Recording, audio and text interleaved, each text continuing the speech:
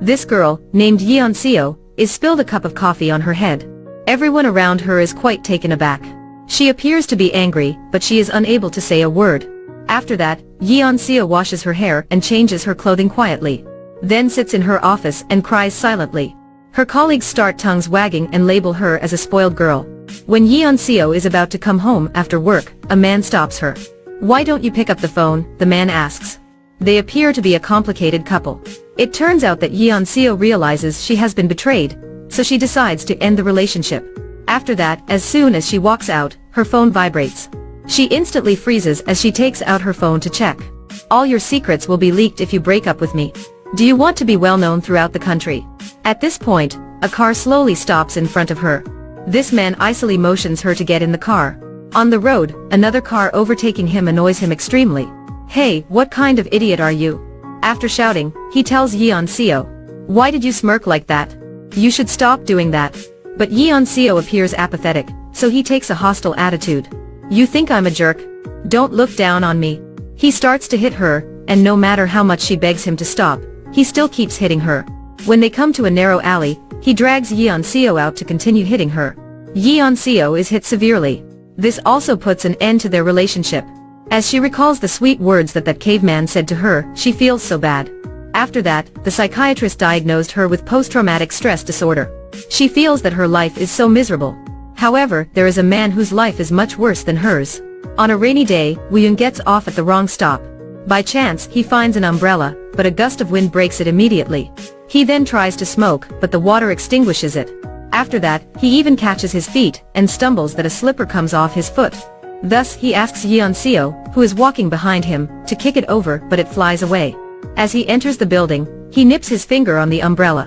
When he wants to enter the elevator, 𝐀𝐋𝐖𝐀𝐃𝐒 believes she is being followed, so she hits him. Woo-young was extremely furious, but he doesn't know what to do. But slamming against the wall. In the evening, he goes to the convenience store to buy dinner. However, there is no soup packet in the noodle bowl. So he requests the shopkeeper to change another one. "How can I eat these noodles without a packet of soup?" he complains. Seeing Woo-young complaining for a while, she warns him that if he still messes up, she will call the police. Then Woo-young has to continue to eat this bowl of noodles without soup powder. However, he suddenly feels a stomachache. So he thinks he should come back home. On the way back home, he walks with a wry expression on his face. As soon as he walks through the door, his mother pulls him in, and asks him if he had eaten dinner. But all he needs now is a restroom, so he doesn't respond to his mother. However, when he reaches the restroom, his father is sitting on the toilet.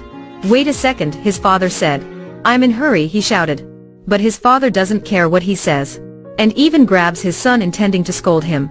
However, as expected,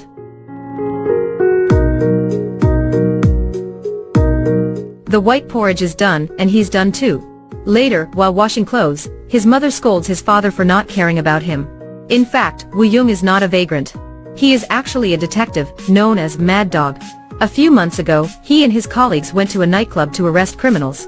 However, when Woo-young entered the karaoke room, no one was there. As soon as Woo-young came out, he saw his colleague being stabbed by a man.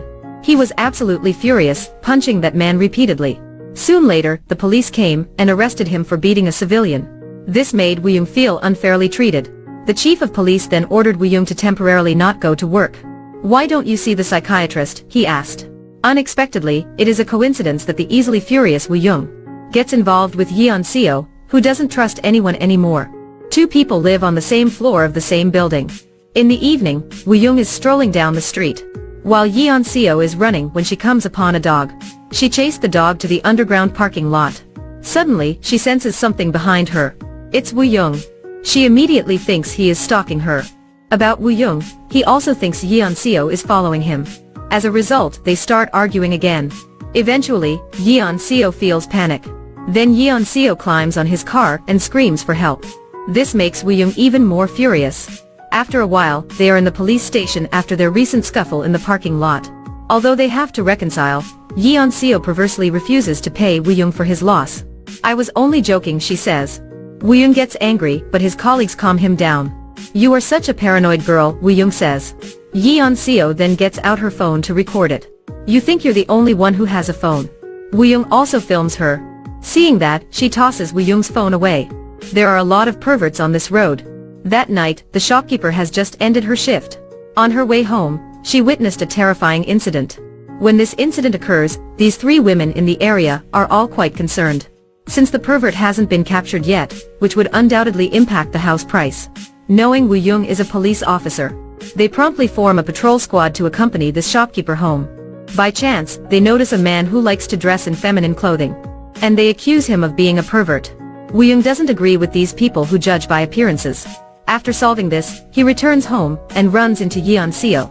She's begging for help, saying that the dog she picked up has vanished. She even accuses Woo-young of killing it for vengeance. "How can I kill it?" he says. To prove Woo-young's innocence, they head to the security room to check the CCTV. It turns out that a couple of kids in the park are holding her dog. "Hey you bad kids, how dare you take my dog?" Yeon-seo scolds them. After Woo-young helps her to find the dog, Yeon-seo begins to trust Woo-young more. She suddenly expresses a desire to study self-defense with him.